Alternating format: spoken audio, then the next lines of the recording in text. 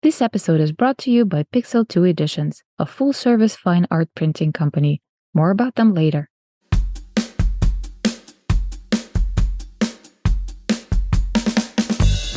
Hello and welcome to In the Art Scene podcast, an art podcast that has it all. I'm your host, Galina Marquez, and I invite fascinating people to talk about their personal creative journeys, success stories, and inspiration. We talk about art business and marketing, how to find your creative voice, and all the new trends in the art world, like NFT, AI, and such. Join me and my guest for today's conversation. Hello, everybody. Welcome back to In the Art Scene podcast. I am having, as you guessed, another amazing guest today. Her name is Vittoria Colonna. Do I pronounce it correctly? Yeah, that's perfect. And oh my God, she's calling in from all the way from Florence. Guys, just, take a minute to absorb it. So Victoria is an amazing creative from the information that I gathered while doing my homework, because this is actually the first time we're talking in person. Mm-hmm. She is an amazing artist. She's painting. She's working with textiles. She is creating mind-blowing films. She is a great storyteller, and now I think it's the good place to just give it away to her to introduce herself properly. So hello again, my fellow Gemini. We just discovered it. It's so awesome. We almost share a birthday, guys. One day apart. That's crazy. But there's so many Geminis. Thank God there's so many Geminis as well. Thank God. Yes. Oh, World would be like a dark hole without Geminis, right? Yeah, so people are like, oh, but Geminis are so two-faced. I'm like, no, we've got 10 faces. Yeah. That makes it more interesting. I know, it is. It's totally interesting. And I think, I suppose in all the things I do, I am a typical Gemini. I think I'm just very much about communication. And I communicate through color, through kinesthetic material, whether that be paint or textile, or I even do performance art. And I'm a storyteller. I'm also a filmmaker. So I suppose I'm just trying to find an understanding of my humanity and to play in this incredible playground called Earth. And what can I create? What use my imagination?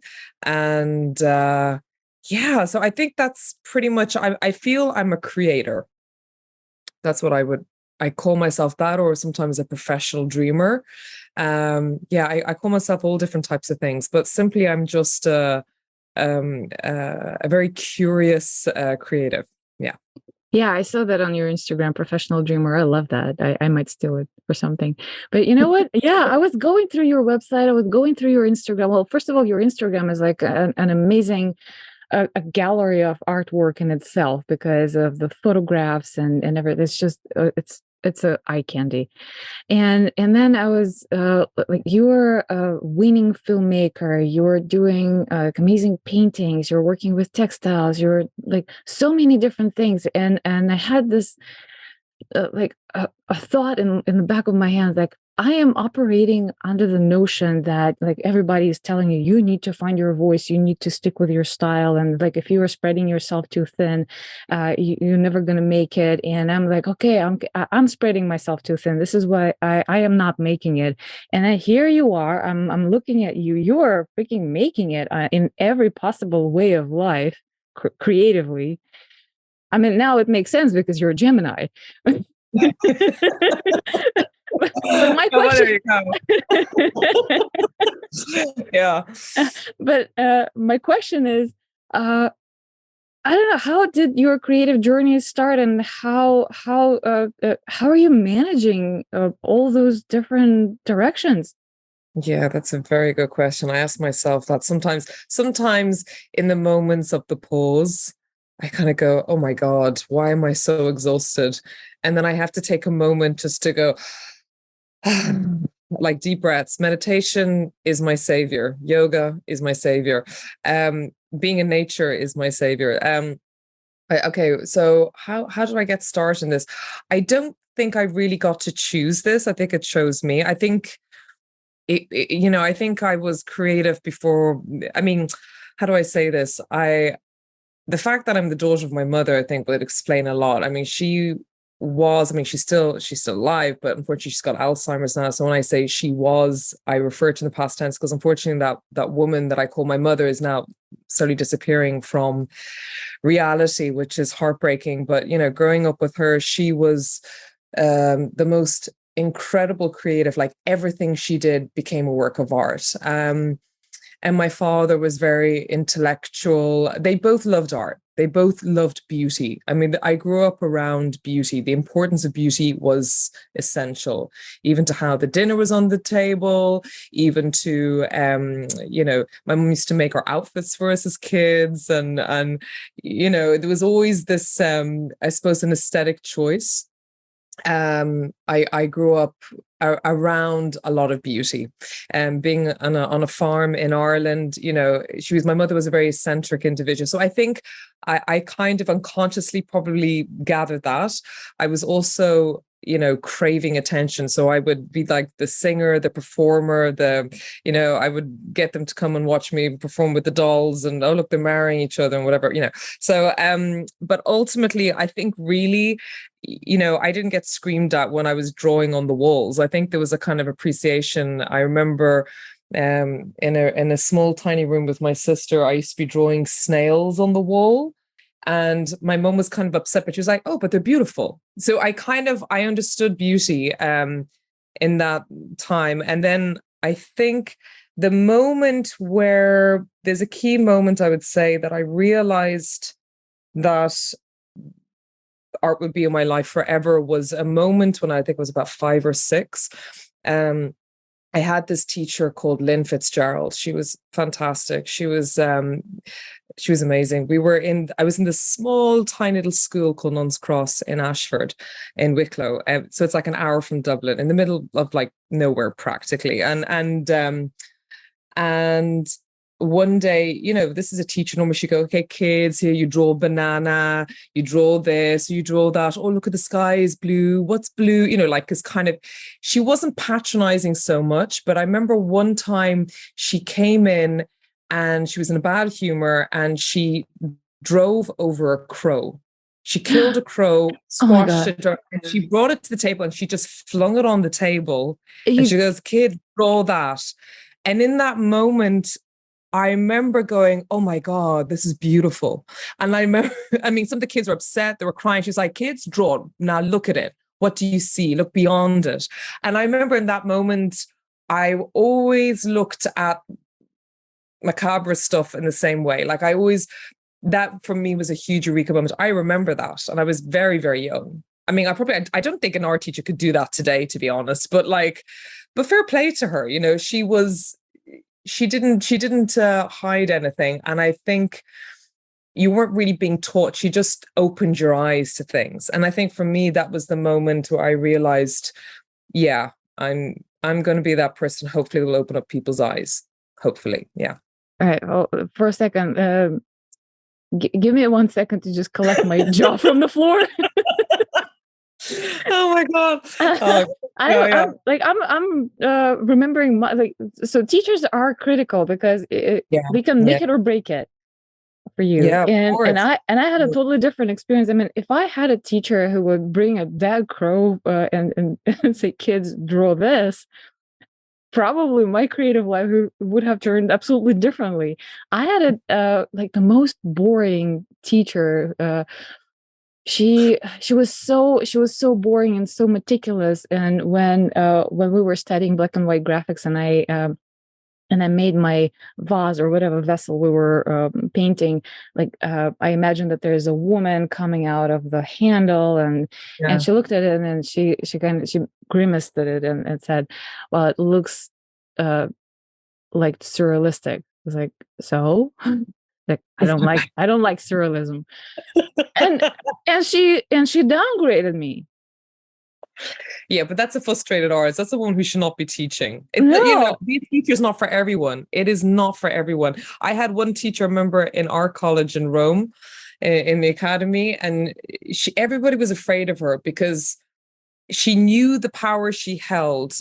She used to teach anatomical drawing design. And I remember she was the harshest critic you'd ever have. I remember one time I came in with all my sketches and I did all this. Like I always made sure I was different from everybody else. Like I made sure, okay, if everybody's drawing on white paper, I'm going to draw on black, or I'm going to draw on gold, I'm going to draw on silver. And I was always experimenting with different things. I was actually too experimental for the college because they're Italian and they like to things, traditional. You got to learn this way and then you can do what you want. But I was very rebellious in that way. And anyway, but I remember I brought in all my sketches and my really detailed with oil bars and all this. And she practically said, crap. It's crap. It's this. It's terrible. This is shameful. It's this. And she went into this whole monologue. And I remember going, oh, I've got it. She's like, you come back next week and you redo this all again. I was like, okay. And you know what happened? I didn't do one thing. I didn't do anything. I brought back the exact same work a week later. And she was like, oh, this is amazing. Oh, ragazzi, come here. This is amazing. Look at this. You see the way she did? You see this? You see this? You see what she did? I mean, I learned in that moment, it's just a game. You don't know what your teacher's going through. One moment it's this, or one moment it's that. It depends the time, the day, the hour, And I think she was hot flashes or whatever. She was a frustrated creative. And her biggest highlight, she was always very much proud that her best work of art was the sun. I never met the sun, but I remember we would hear about the sun like he was the sun, moon, and stars, and he was the masterpiece of her life, which I always thought was kind of beautiful to hear. But I think she was another frustrated creative. And again, sometimes that could be taken out on the pupils. Yeah. Definitely. All right. It sounds like you have a theory about frustrated creatives. Can you elaborate on that a little bit? No, I have a theory of frustrated creatives. Actually, I do. Sorry. Actually, now it's coming out. It's coming out like a very, like a horrible pimple. You just have to squeeze and pop out it comes. So, okay. So, what my theory on frustration is, I think we forget why we began creativity in the first place. It came from a place of love, right? It came from a place of like, oh my God, I get to create. You can, that's the kind of a thing. It's so important, that imagination. I remember as a kid, like everything I thought I would draw or make, I thought they would become real. And sometimes I would feel really bad if something was badly done. But then I was like, no, that's okay. That's created that way. So we'll be like that. So I had a very kind of crazy imagination, and that's I definitely relate that, again, growing up in the country with only like animals to play with and my poor little sister who couldn't talk or walk yet, but so I learned how to build a very strong imagination. And I remember I loved creativity. It was always a part of me, and it was something I felt very, very confident in. And then I remember going back to this time when I was in Rome and I was like 18. Oh, I don't know if this person would ever hear this, but anyway, I'll say it. I used to date this guy whose mother was an artist, and I was 18, and I remember her taking me aside, and she obviously didn't like me, but anyway, but she told me that I was too happy, I was too cheerful, I was too colorful to be an artist, because artists suffer, they're lonely, they're this and the other, and I took that to heart. I really took that to heart. And she said to me, Vittoria, she read my tarot cards, and she was like going, your life isn't theater. You're more of a theater person. You like people. As an artist, you'll always be lonely. You don't like people. Artists don't like people. They're this, that, and the other. So she kind of fit the typical stereotype thing. And you know what? At 18, being very impressionable, I took that upon myself, and somewhere in my subconscious, I thought like, crap, I'm not good enough. I'm not good enough. I'm good enough for her. I'm not good enough for the teachers. I'm not good enough for that. And that starts to drag you down, because then you start creating from a place of fear and not so much love. So are you creating it for other people? Are you creating it for yourself? Are you creating for the joy? All this. So, and to cut a long story short, I left art for a bit. And I went into, funny enough, I did go into acting, and then I went into directing and storytelling. And for me, that was so refreshing because, especially with filmmaking, because it's such a beautiful bastard of the arts. I mean, that's the way I describe it, because it's not pure. It's not just one thing. I got to use my musical talents, my acting talents, my painting talents, everything. It becomes a collaborative art form. So you're working with people from all walks of life, and and now I'm actually getting to a phase where I find that sometimes a bit stifling. I like to go back to being the hermit, to being alone, to working just with me and one material instead of having to deal with 50, 60 people. That's a lot of egos. That's a lot of creative ideas and inputs that you have to navigate through. So I would say a part of me froze the visual art for a bit. It was always in there. I mean, I put it definitely in the music videos I did. It was like, for me, it was like moving paintings, and I had so much fun with that. And I treated, the musicians like they were colors, okay, or whatever it was. And then when I moved to LA, actually, I got back into painting, thanks to a wonderful man called Walter Hubert, which I actually kind of get very emotional thinking of, because I moved in with him and his husband, and for the first 6 months when I moved over, and he had this beautiful art studio, and of course that the memories of the cut, the smells of paints, and and he says, you can use my studio if you want to paint, and I go, really? And thanks to him, I've got to say, he's an abstract painter, and I started to paint again. And by God, did I paint. I think I went through so much growth, and it came back from a place of love again. And I felt very nurtured in that ambience. And he never interfered. He let me take over. God help him. He gave me his clean studio. By the time I left, it was like color everywhere. And I felt like, I'm so sorry. And he goes, no, it should be used. And I did this whole series of cosmic work. And then I started working with another Japanese artist, Miki Yokoyama. And then I started showing here and there in Los Angeles. And then I went to Japan, was doing performance art. So I kind of got back into the art through love again. And ever since then, even in the moments, like, I go through a lot of rejections. I go through a lot of moments where I'm celebrated or whatever, but I try not to fall to the victim of that, because I have to look always inwards and go, okay, is this still giving me joy? And that's does it exhaust me? Does it fill me up? Like, sometimes, that feeling of going to bed, knowing you're so exhausted, every bone in your body hurts because you've been working in a certain way, but because you've distorted your neck, or you've been painting very tall, high ceilings, whatever.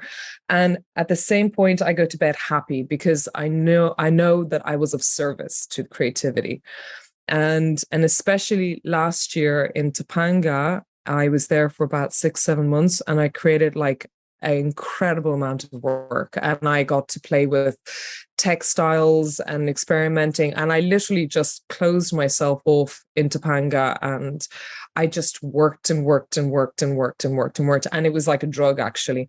And yeah, so what can I say? I think that's where I think frustration comes, that you have to remember, go back to the child, go look at children, they are the teachers.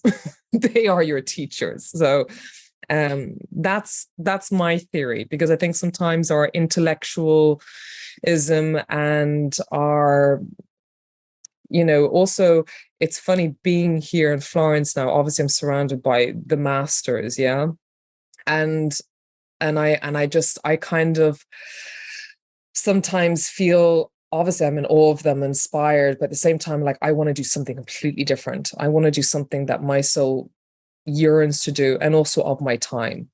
So yeah, I would say that. Well, yeah. Sorry, I have to remember how to breathe sometimes, and actually refrain and speak too fast. No, it's beautiful. It's absolutely beautiful, and I kind of get it, and I agree with you. And it's the whole time you were talking, I was kind of, rolling through like my student years and all Mhm. the things and all of the false beliefs that I picked up along the way. And it's just like, this is so sad because those people who are trying to influence us with those false beliefs, they're deeply unhappy. So Mm. instead of, trying to make themselves a little happy, they're just bringing everybody else to their level. Like, It's so interesting. It's people make sacrifices all the time, and I think the bitterness or the frustration come from expectations, or the expectations haven't been met. And I get that still. That's human. That's human. That's being human. That's just our journey. And I think that's why I always say go back to the seed of love for what you're doing. And if you don't have it, if it's not growing, go and discover it. Go out. There's inspiration everywhere.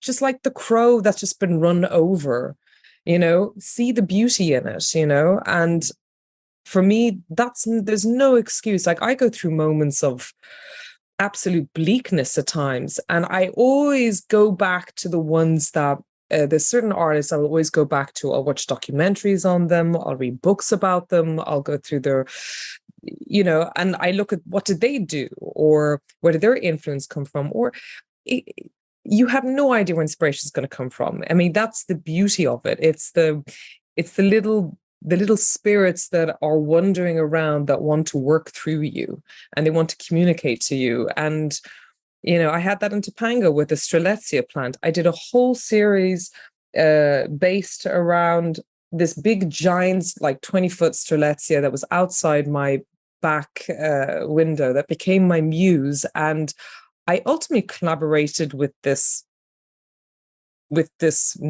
plant, I don't know how to explain it. It became this absolute muse for me. I worked with her shadows.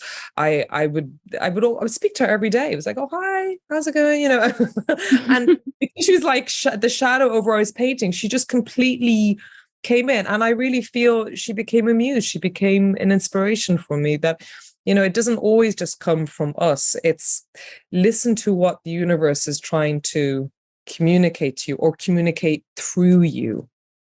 So it doesn't always come from us. I believe sometimes we are conduits, or as I would like to think, we're in collaboration with the artistic spirits or whatever they may be. It's the mystery. it is, isn't it? Yeah, totally. Well, do you remember when the first time, like your first work that I'm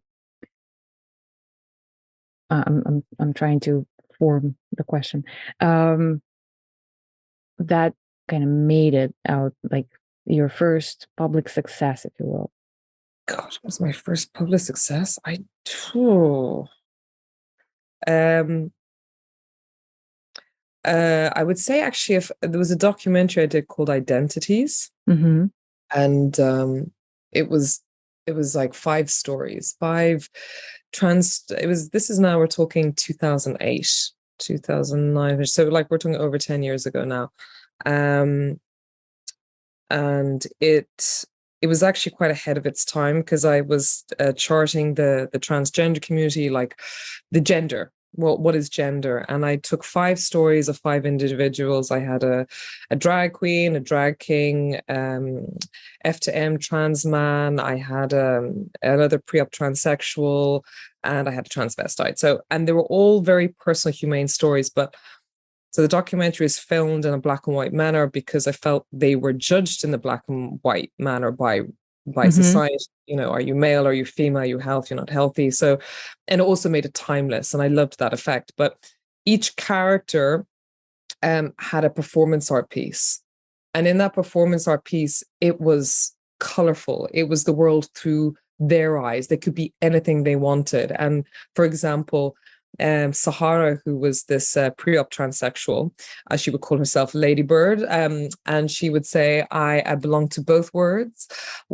And so taking from her documentary footage all the things she's repeating, I came up with this visual that, okay, she's going to be a mermaid. I'm going to put her in this pool. We're going to make her up as gold mermaid, and she's eating these fish. And because fish can change gender and they belong to both worlds, and like the mermaid. And she was incredible. So I did these very, very seductive, like really beautiful performance art pieces where they became almost actors within their own gender dysphoria, so to speak. And for me, I think that was the proudest thing I did, because the documentary won a lot of awards. It traveled the world.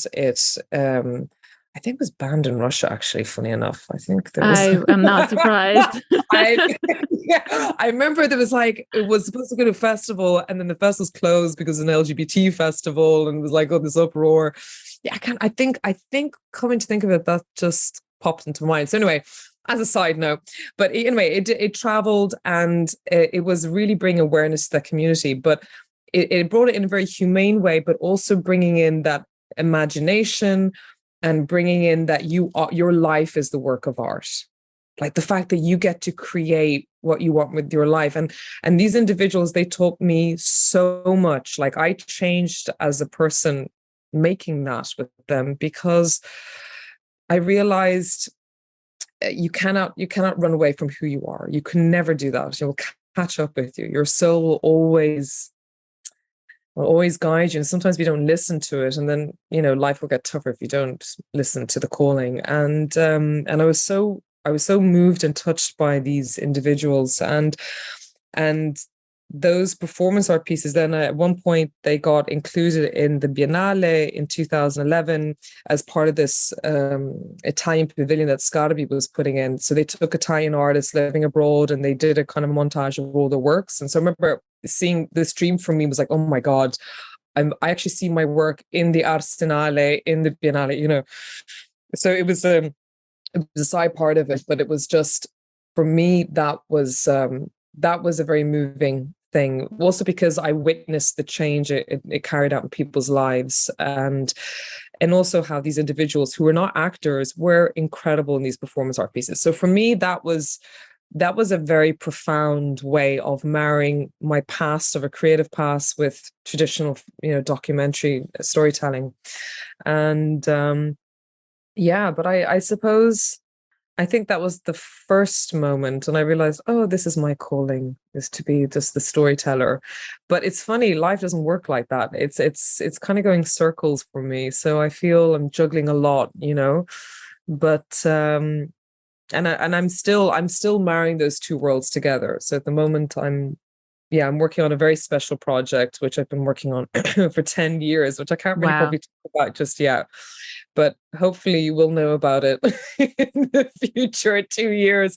But that will probably be one of my biggest gifts I can give this world, especially for women and for artists, because I feel that has also become more of a calling. I'm not a political person, but I am about equality, and I feel there's still an inequality.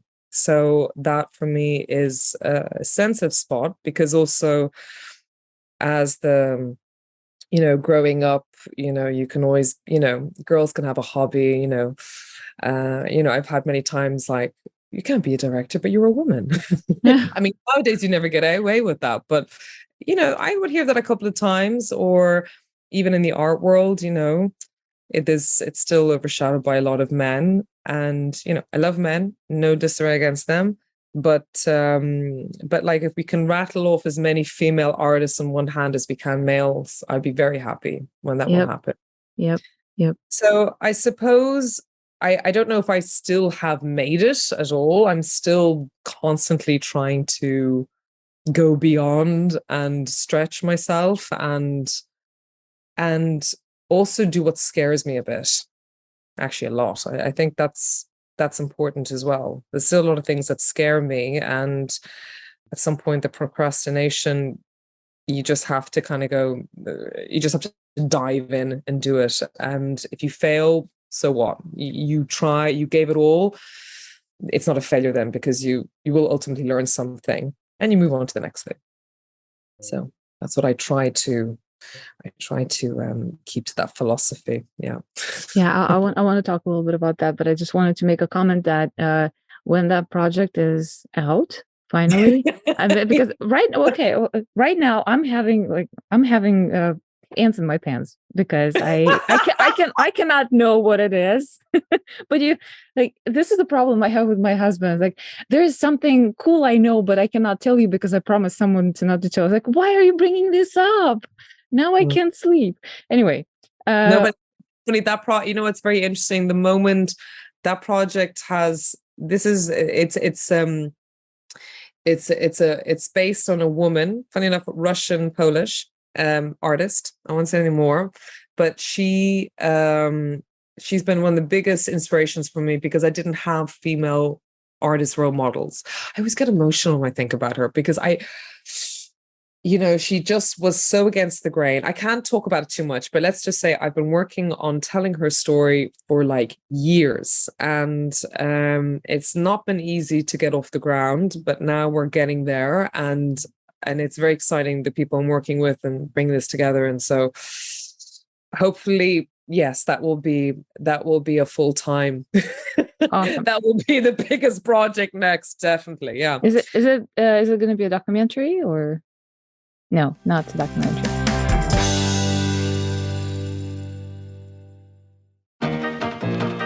Hey, In the Arts and listeners.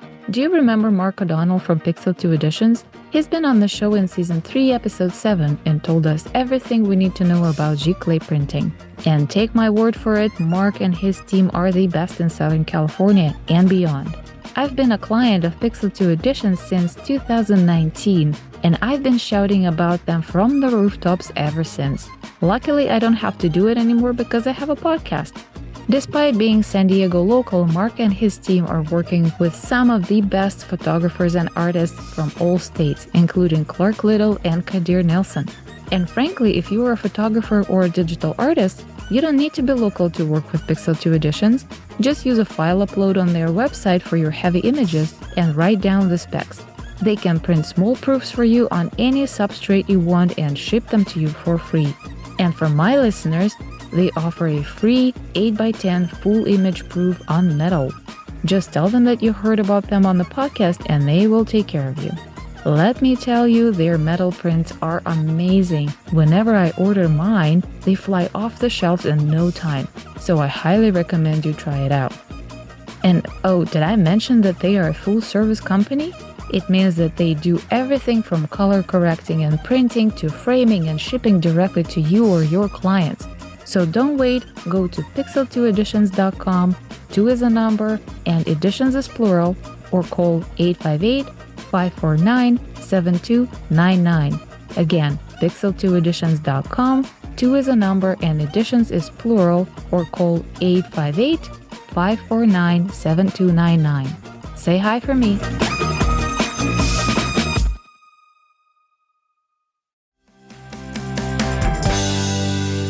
Okay, so anyway, when this project is out, I'm going to be having you back on the podcast because I actually like bringing up stories of very influential women in arts. And, funny enough, I've had now 2 or 3 episodes about, so I've had an episode about Corita Kent. Corita Kent. I recently I had an episode about Beatrice Wood. Beatrice Wood, yeah. Absolutely, like I was mind blown. Not only she was an inspiration for the Rose in the Titanic, James Cameron's Titanic, because of her life and how she lived and being rebellious, and she was such an influential figure in the whole Dada movement. Oh right, okay. Yeah, and she was. Story. So I was really inspired by it, and I was like, everybody needs to know that. But those episodes, for whatever freaking reason, are not doing well, and it makes me mad. It makes me absolutely mad. Like, guys, you have no idea what you're missing. Those stories are they are untold. Those women were like known and influential in their time, but then a decade, 2 decades later, they almost vanish.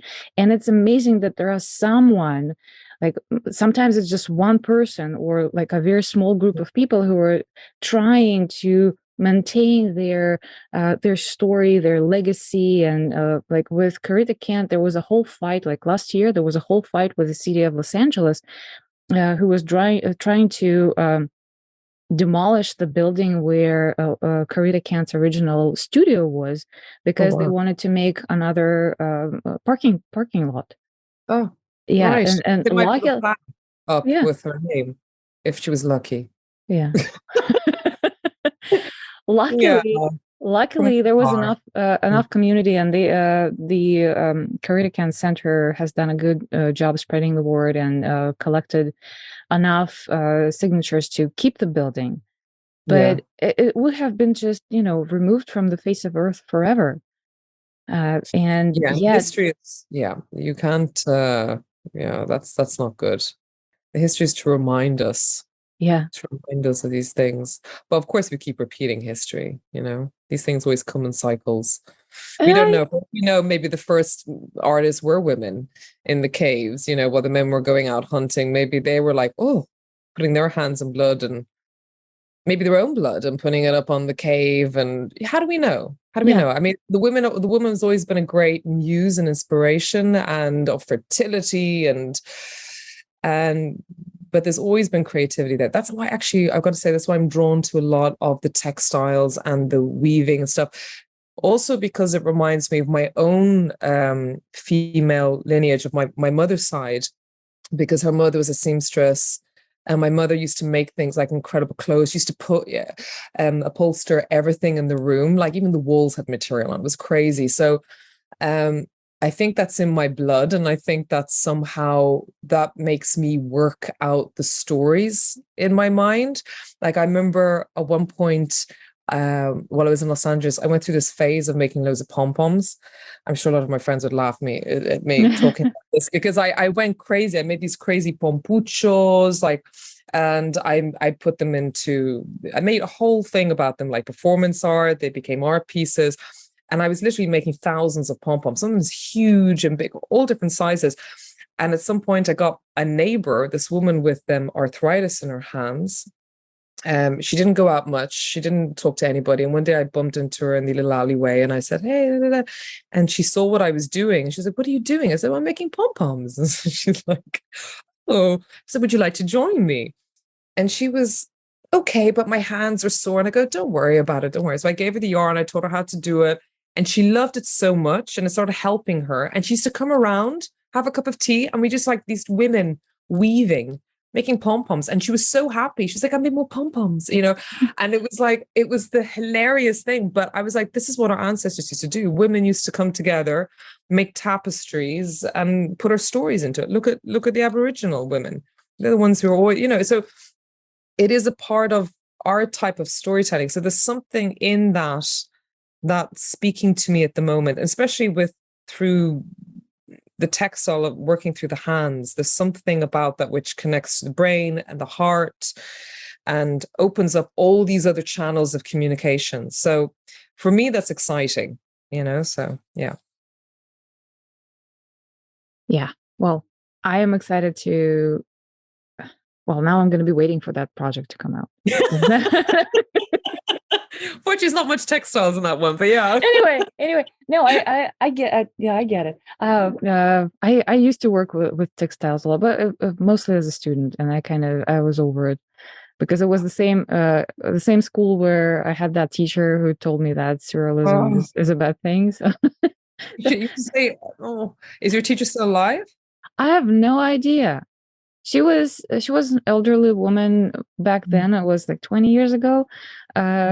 I hope she is, but maybe just send her a little prayer and hope that she's. That's a good idea, actually. I will do that. Because maybe that in a way she's told you what you don't want to be.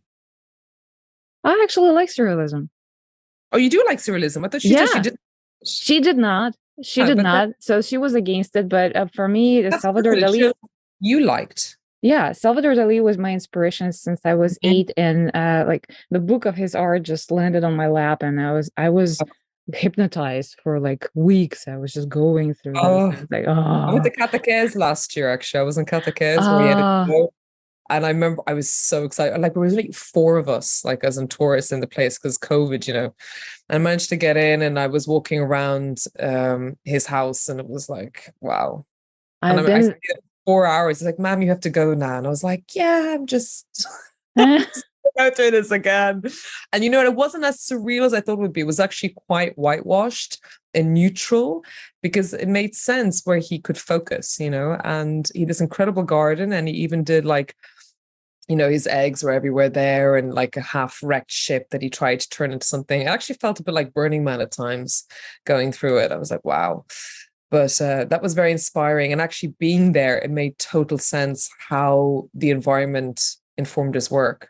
And even the details, his bed, he had this window in his bedroom, and he put a mirror in the window in a way that he slanted the mirror so when the sun came up, he would get the first glance of it in the morning through this mirror.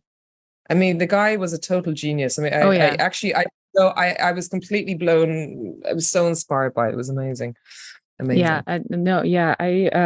About 12 years ago, I had like a whole trip around Catalonia because I really wanted to visit all the places. So I've been in Pubol, I've been in obviously Barcelona, his museum and theater, and I went to Caracas, but we were just like 15 minutes late after the closing time. So we just, Oh no! yeah, I was so bummed. So I gotta get back. But the whole area, Yeah. uh, Port Ligat and Caracas were just like this is like even the air and something about the light and the colors and everything is it's just really uplifting.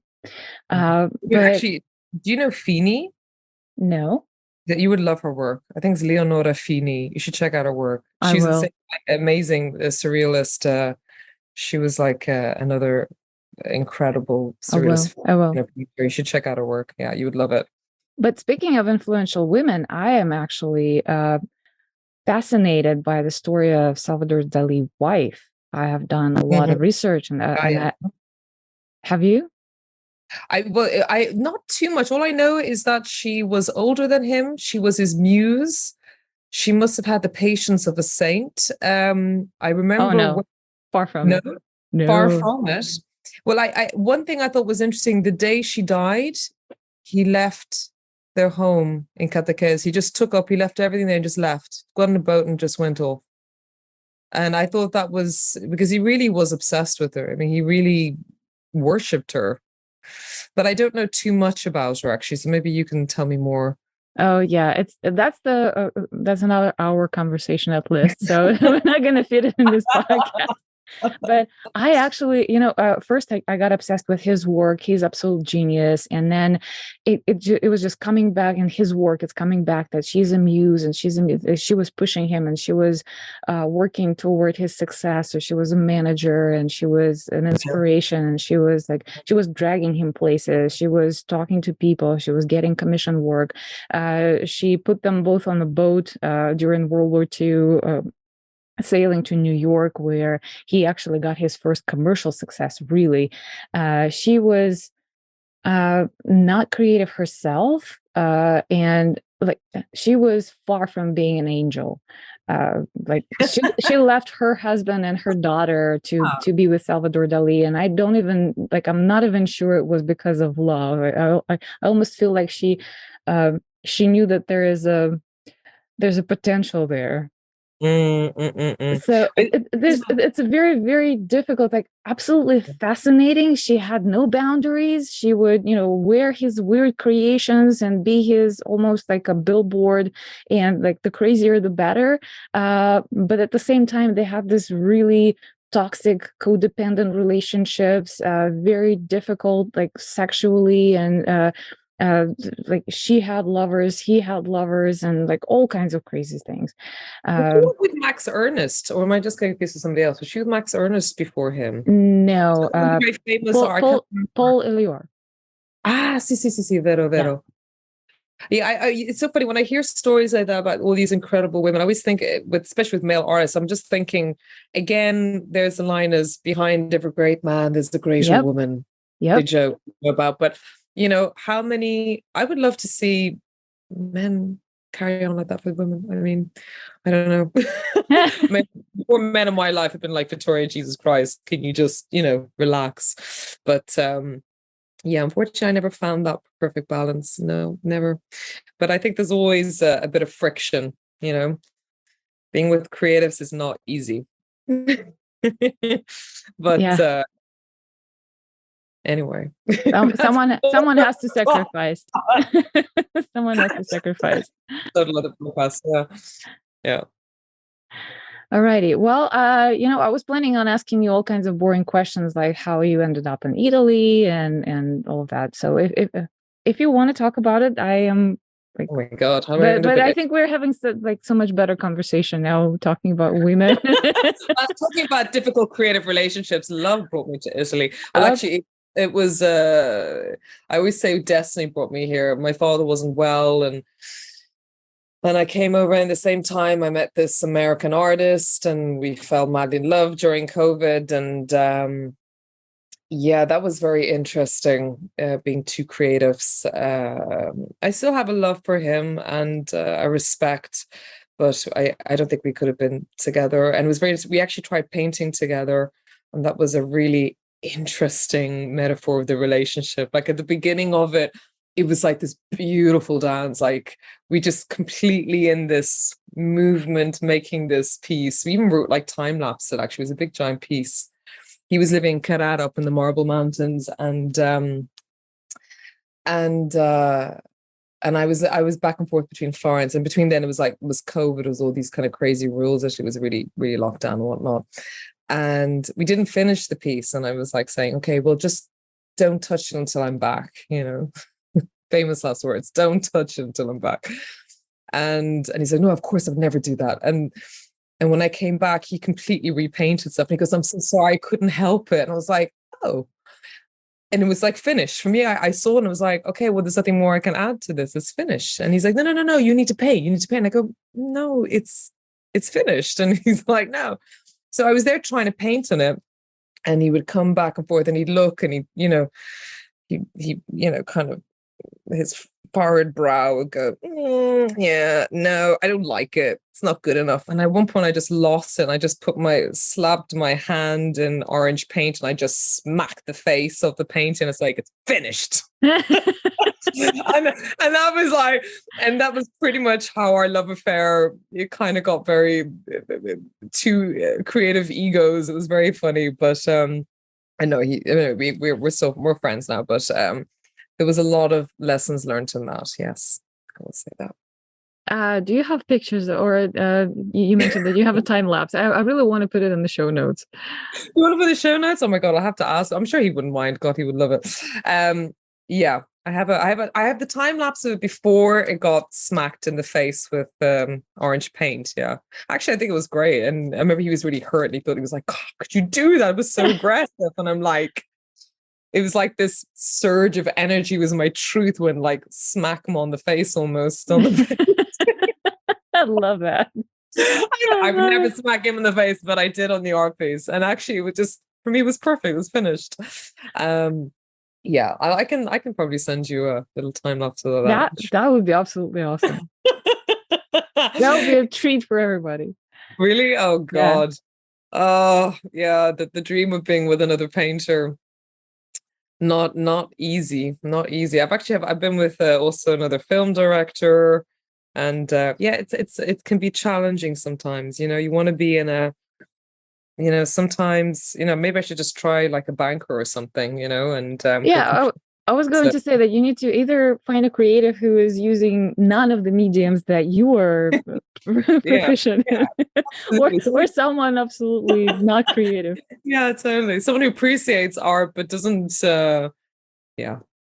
Yes, maybe. Yes, that would be a good idea. Maybe I should look into that. But anyway, I believe in destiny. I will see what will arrive next. Let's say. Mm-hmm. Yeah. All right. Well, we're almost at the top of the hour. Okay. I really don't want to wrap this up because I'm having so much fun. Well, But I ask have anything else you want. God, I don't know if anybody will listen to all of this in the full hour. God, she repeats herself a lot. They'll be like, yeah. no, it's going to be an awesome episode. Unfortunately, I have a babysitter on the clock, so I have to wrap it What's up. your age? He's almost 5 months old. Wow. Yeah. God, Yeah. do you sleep?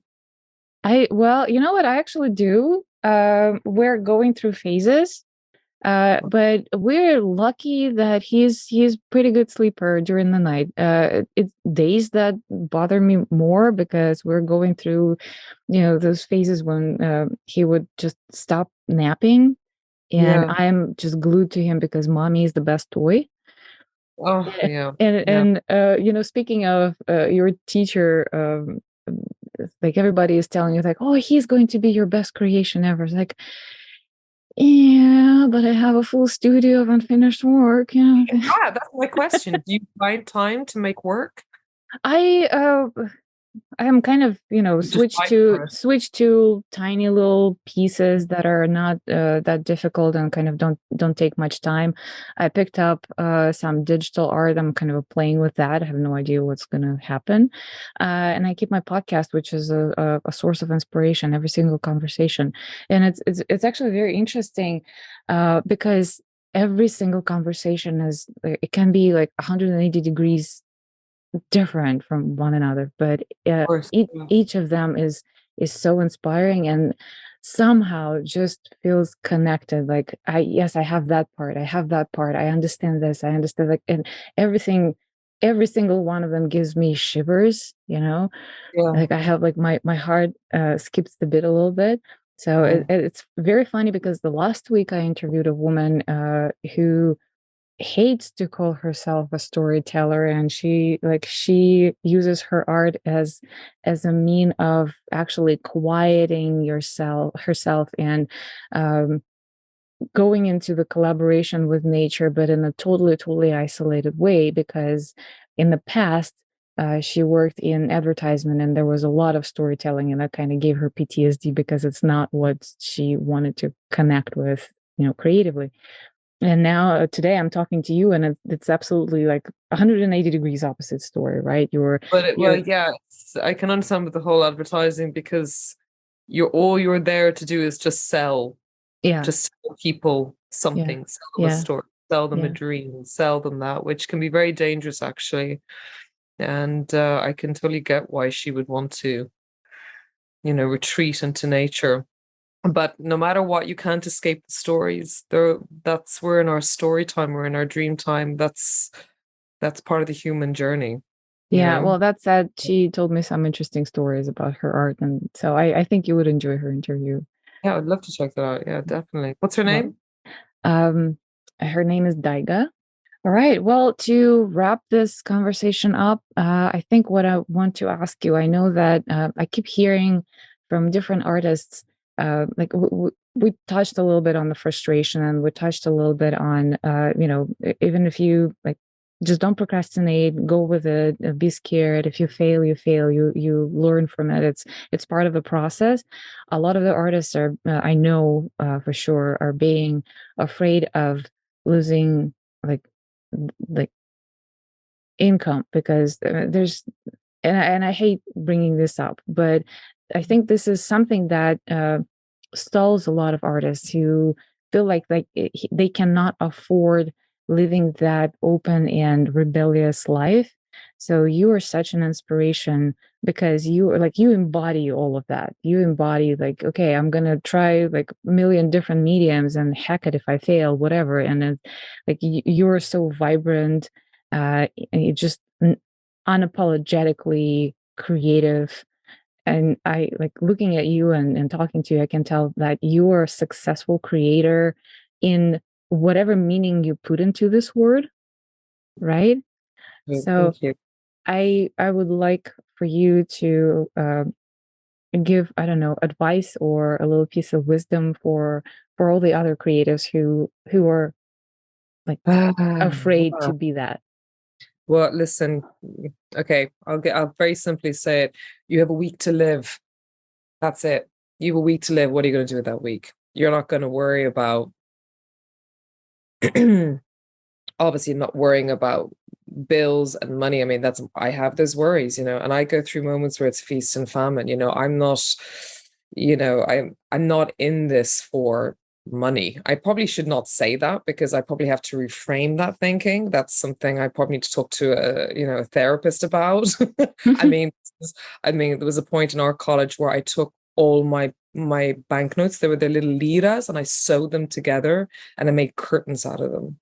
And and it's crazy. I made curtains out of them to show that this is what blinds people, is money, and that it blinds it's the shield that covers our eyes from the 99% of the truth.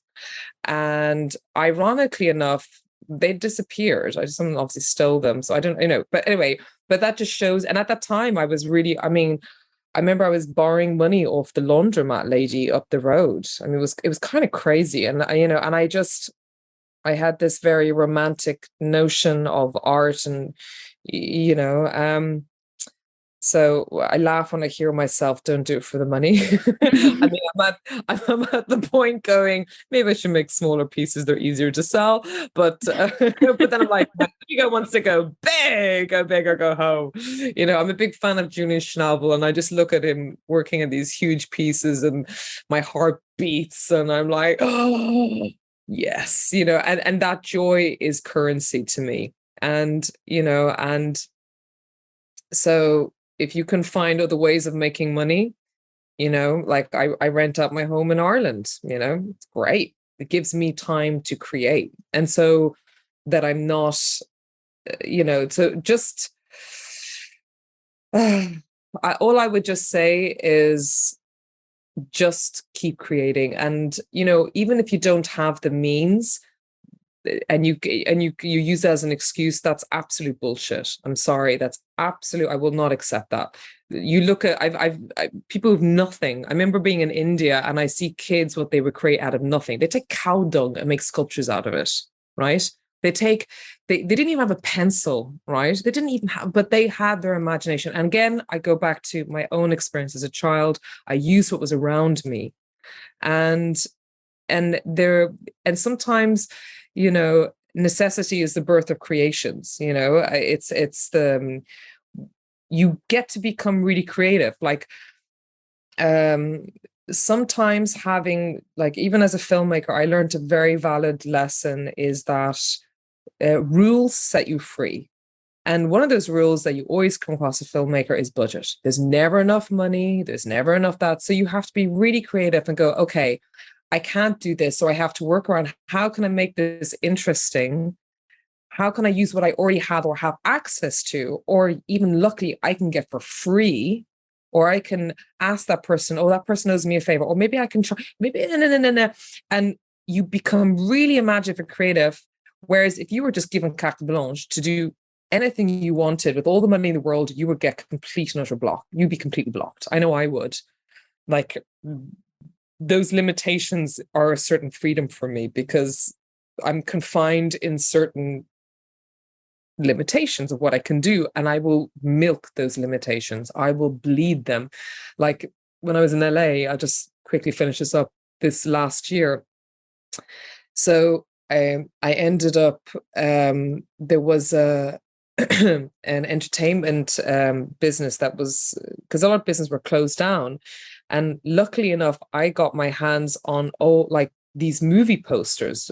Posters were used for the Oscars or whatever, like these big frames that they would make, these event management they put up there. And I said, can I use them? And so I'd saved myself hundreds and hundreds of dollars, on frames. And I got to work big scale. I just used what people were throwing out. I also went out and bought God knows so much yarn that I didn't eat for weeks. Fine, grand, whatever. But like, and literally the best investment ever. I mean, I got to make the dream pieces that I'm so happy I created those. And it was just amazing. Ask people to help you, and they will, because people actually, especially in America, people get so excited by you doing stuff. And and there's a part of them that gets excited. They're part of that. So all I would say is, you've got nothing to lose. If you have nothing, you've nothing to lose. And so just, pen and paper, put it together, write down your dreams, write down the ideas, and listen to what the universe will tell you, will whisper ideas to you all the moment. Like watching the plastic bag floating in the wind. It's the most beautiful poetic thing. And what is it? Didn't cost anything. Just a plastic bag that was just blowing in the wind. And yet I guarantee you're moved more by that. You put it in a movie, you put it in, actually there was a performance artist who used that originally, that was American Beauty, stole that from, and I can't remember his name, but a digital artist, and he used to film things like that, and they were the most poetic things. And it's all around you, it's everywhere. It's from the people you meet to the children. That's why I say children are very important to watch, because they can use their imagination with everything. Give them stones and look what they can do with it. They paint it, they create characters, whatever. So I would say the world is your canvas and you get to be the paintbrush. So beautiful. Thank you. And thank you so much for your time today. And I absolutely love this conversation. I hope we're going to stay in touch. And absolutely. Yeah. Well, no, now we need to have another conversation about Salvador Dali's wife. So I'm going to research her now. I'm going to definitely. I will find. So I read a fascinating book that is actually pretty much the only resource about her life, and it goes from like her childhood and all the way through her death, and that's the only, at least what I found. And then there are bits and pieces, a little bit like little snippets of interviews here and some pictures over there, because she was so secretive. An interesting fact that she was keeping in touch with her ex-husband, and they were exchanging for 10 years. They were exchanging very intimate letters. They were talking about, he was still talking about how much she is exciting him, and like he was aroused every single time he was thinking about her, even though he lived with another woman, and she ruined his life. It's okay. And at some point they agreed that they are going to destroy those letters. So he would destroy the bunch of letters he received from her, and she would destroy the letters she received from him, because I don't know, they decided that okay, the world doesn't need to know that. It's a very intimate thing. And he did his part. He burned all the letters from her, and she kept his. So this is how we have like a bunch of documentary about him, but not about her. So it's like she would, yeah. She's a woman of mysteries. She's absolutely mind blowing. She's not like, by all means, she's not a good human. I mean, not a good person. I mean, I would probably not have a good. How do you know she's not a good human? A lot of the things that I have learned about her kind of makes me think that she was greedy. She was impatient. I mean, we all have our psychological problems. She probably never have dealt with hers in a way that, that was healthy. But nonetheless, she was just a force of nature. And what she has done, she has probably given the world some of the most creative surrealists, Salvador Dali included. So yeah, it's fascinating. Absolutely. I think you need to follow that up more and maybe start writing about her. I made a portrait of her. Oh, you did? I did, yes. Share the link. I want to see that. I will. And I used a very, very translucent metallic paint to give her Salvador Dali mustache. Oh my God. So when you look at her from one angle, you don't see the mustache, and then from another angle they just appear. Yeah. And what did you learn about doing her portrait? Because I've painted one hero of mine, and I learned it was one of the most profound experiences. So I'm curious to know, did you learn anything by doing her portrait? Was there something that I did? And again, like, let's just wrap this up and we'll talk about it offline a little bit, because we're going. I mean, this can be easily 2-hour conversation. No one is going to listen to this episode. Okay. All right. Well, everybody, thank you so much for listening to the podcast. Vittoria, it's such a pleasure. Oh my God, I'm so happy I have met you. Thank you. Thank you, guys. Right. Thank you for being in the art scene and giving this world so much and for your inspiration. All right, we'll see you next time in the art scene. It has been another episode of In the Art Scene podcast. If you liked today's conversation, please give us a good review on Apple and go listen to other great stories. Check out our website intheartscene.com or follow us on Instagram at intheartscene for more content. If you are a creative and you want to share your story, shoot us a message from the website or DM us on Instagram. Look forward to seeing you next time in the art scene.